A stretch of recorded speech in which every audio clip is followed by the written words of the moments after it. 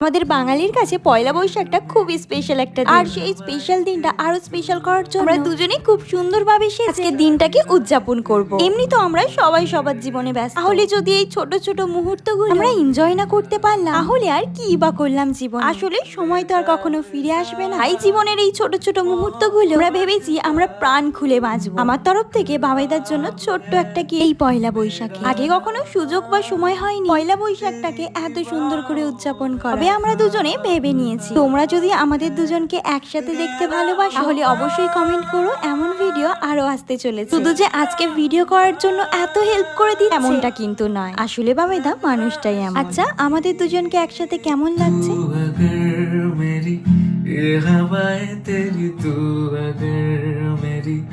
सारी राहें तेरी तू अगर मेरी मैं हूँ तेरा। সবাইকে শুভ নববর্ষ।